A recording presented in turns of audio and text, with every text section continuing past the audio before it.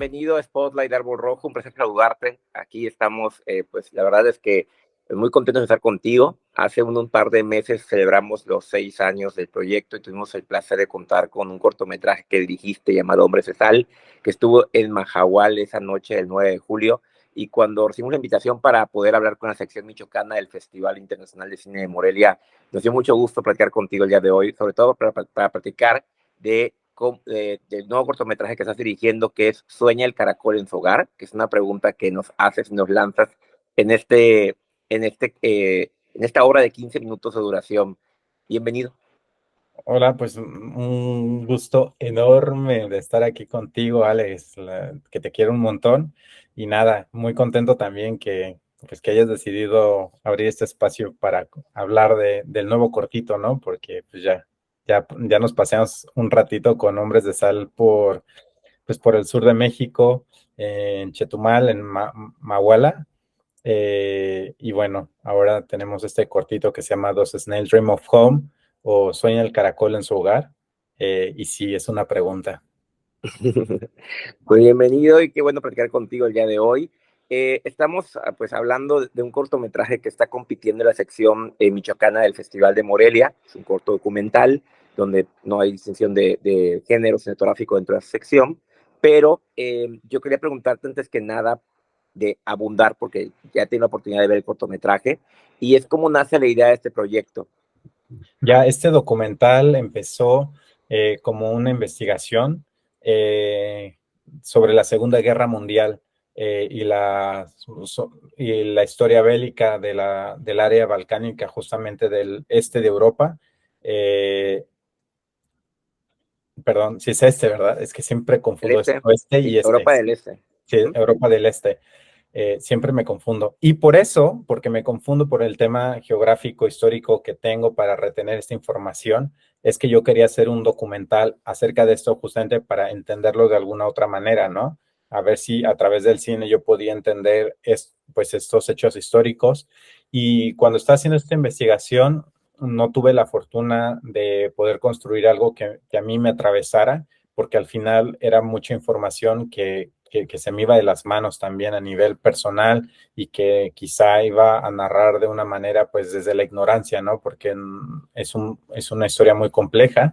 Sin embargo, cuando estaba haciendo esta investigación, llegué a este albergue en donde grabé el documental y conocí pues a unas trabajadoras sociales maravillosas que me ayudaban a traducir, que me ayudaron pues a relacionarme con las personas que viven en este albergue, que no tienen hogar desafortunadamente, eh, y que estas personas me abrieron pues las puertas para poder estar ahí con ellos durante 2 meses, que fue el proceso de investigación donde pasaba tiempo con ellos, platicaba, caminaba con ellos, me sentaba, yo no fumo, ellos fumaban y me sentaba con ellos a fumar, ¿no? Entonces, y ver los trenes pasar. Entonces, como que toda esta experiencia, más bien me parecía que esta experiencia que yo estaba viviendo ahí era la, tenía que estar dentro del documental. Así que empecé a grabar cosas como un atardecer, los trenes pasando y, y justamente ese primer día que empecé a grabar, conocí a Eva. Eva estaba viendo la televisión. Eva es la protagonista del documental y le pedí si la podía grabar mientras veía la televisión porque me parecía que los colores en su rostro se veían muy hermosos y ella me dijo que sí. Después de grabar estas escenas con ella, me dijo o sea, le pregunté si quería continuar haciendo una película conmigo, me dijo que sí y así fue como comenzó el proyecto a través de una apertura de primer instante y que fuimos construyendo amistad y una intimidad pues justamente llena de amor y de amistad de ambas partes. La historia se desarrolla en Hungría, ¿no? A las afueras de Hungría, ¿no? De Budapest. En sí, como me cuentas ya un poco el acercamiento que tuviste con la protagonista de esta historia, que es Eva, que es esta hecha enfermera, ¿verdad? Sí, fue Y que enfermera. ahora es enfermera y que ahora está en esta casa, ¿no? Ese refugio, en este albergue. ¿Qué te inspiró cuando hablaste con ella? Por ejemplo, ¿cómo fue que decidiste que era la historia de ella, teniendo tanta gente ahí? Aparte del acercamiento que tuvieron, ¿por qué en particular? Digo, ya vimos en el corto cómo se desarrolla todo, cómo nos manejas el lenguaje para poder empatizar también con la historia de ella y entender lo que está pasando. Pero ¿cómo fue que al final descubriste esta historia? Si fue poco a poco hablando con ella, si realmente supiste todo de un jalón, de golpe, y a fin de ahí decidiste como centrarte en ella particularmente. Fue un proceso muy lento. Al final, yo tenía ya 2 meses visitando el albergue y no sé si ella me habrá visto antes o no, pero la gente sabía que yo pasaba por ahí, que yo a veces iba a visitar y que platicaba con algunas personas. Y yo creo que para ese entonces las trabajadoras sociales que me presentaron con la mayoría de los habitantes de este albergue, creo que Eva en ese primer momento ya no estaba en la habitación, entonces no la pude conocer en ese momento, quizá ella estaba en otro espacio y no pudimos coincidir, pero su historia se fue desarrollando poco a poco como una amistad, o sea, conoces a una persona y surge una primera chispa, ¿no? Porque hay ciertas cosas que te conectan con esa persona y bueno, ella no tiene un hogar, ella sí tiene una hija y tiene una nieta, pero ellas no viven con ella, entonces al final ella vive de cierta manera sola en este albergue. eh, Obviamente compartes espacio con más personas que tampoco tienen un hogar y este sentimiento de no pertenecer o de este sentimiento de no tener un hogar era un sentimiento más allá de las condiciones en las cuales uno vive, porque ella al final, este hogar pues no es su casa y no está ahí por una cuestión social, ¿no? Y yo estaba en un hogar donde pagaba una renta, pero que al final profundamente yo no me sentía parte de. Entonces, esta necesidad por encontrar un hogar fue algo que nos ayudó a conectar muchísimo y que yo platicaba muchísimo con ella. Y el tema de exclusión, porque al final ella por su situación también económica, su situación pues de escasez laboral y todo, eh, el sistema de alguna manera la rechaza, ¿no? Entonces no puede pues encontrar un trabajo por las condiciones en las que vive, porque no tiene una cuenta bancaria, mil cosas, ¿no? Y de la misma manera que a mí el sistema de alguna manera u otra también me rechazaba, como el hecho de ser migrante, el hecho de ser moreno en un país donde la mayoría de la gente es blanca, muy, muy blanca. Entonces, siempre este tema de rechazo, pues era otra situación que a mí me ponía en un estado de vulnerabilidad social y que me hacía cuestionarme cosas personales también de si esta es la ciudad en la cual yo quería vivir o quería pertenecer o quería permanecer también más tiempo. Y la situación también de Eva, ¿no? Que es la misma pregunta que ella se hacía, o sea, de no querer estar en este lugar y que está dentro de la película cuando ella lo menciona.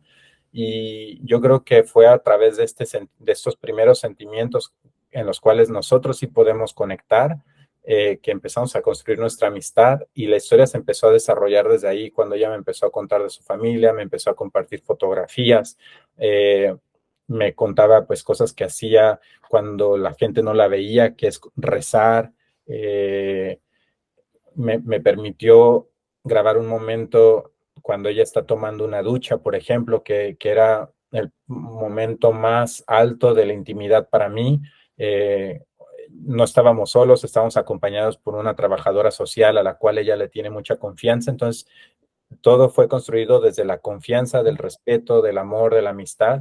Y yo creo que, respondiendo a tu pregunta, justamente cómo se construye su historia es a través una manera natural, como surge una amistad. Y lo que yo estaba haciendo era prácticamente hacer un registro de cómo esa intimidad se iba construyendo. Yo no estoy en el documental, pero de alguna manera para mí era importante que esta manera en la cual conectamos se sintiera en la película. Y bueno, no sé si lo logré, pero hasta ahí. Sí, tiene mucho sentimiento, es muy emocional la película y creo que de ahí parte de lo que te quiero preguntar actualmente, porque pues obviamente hay escenas muy ambientales, muy contemplativas, muy sensoriales, ¿no? Que también envuelven lo que es la historia para darle esta empatía con la audiencia o empatía al respeto y a la identidad de la historia de la protagonista y de la atmósfera que se vive allá. Todos estos paralelismos, estas analogías visuales que manejas en el lenguaje cinematográfico dentro de la trama, ¿cómo fuiste construyéndolas? ¿Cómo es que te inspiras para poder hacer estas asimilaciones, hacer estas analogías? O sea, ¿cómo nacen a partir de la historia que quieres contar? Como tú me dijiste que fuiste descubriéndola poco a poco a través de una amistad y viste que era importante como transmitirla en un proyecto audiovisual que tenga, pues obviamente, un recorrido mundial, ¿no? Que puede llegar a cualquier parte del mundo y que puede ser consumible y puedes sentir algo al verlo, pero todo lo que envuelve también al cortometraje, a esta película, que son estos visuales, que son esta manera de ver estas tomas, los trenes, caracol, ¿cómo generas estas analogías? Yo te diría, yo eso me dejaba guiar completamente por la intuición, o pura intuición. Eh, Hay muchas respuestas que llegaron, o sea, hace un mes, ¿no? Como por qué decidí algunas cosas. Me dejaba guiar completamente por la intuición. O sea, como te decía, que la película tenía que tener una forma, una construcción emocional de la manera en la cual yo con ella construí esta amistad. Entonces, no era solamente eso, sino las cosas que nosotros compartíamos cuando convivíamos. Entonces, nosotros veíamos a los trenes pasar, nosotros escuchábamos a los trenes pasar, nosotros vimos a los caracoles pasar. Entonces, era no solamente construir el espacio en el cual ella habitaba, ahora ya vive en otro albergue, o sea, se movió de albergue, pero su situación sigue siendo la misma, no tiene un hogar, eh, pero era construir este espacio no solamente a nivel arquitectónico visual, sino también sonoro, cuáles eran los sonidos que están por ahí. Entonces siempre hay un constante tren, hay sonidos constantes que están por ahí, por allá, y los caracoles aparecieron como un milagro también en una ocasión que tuvimos una comida juntos.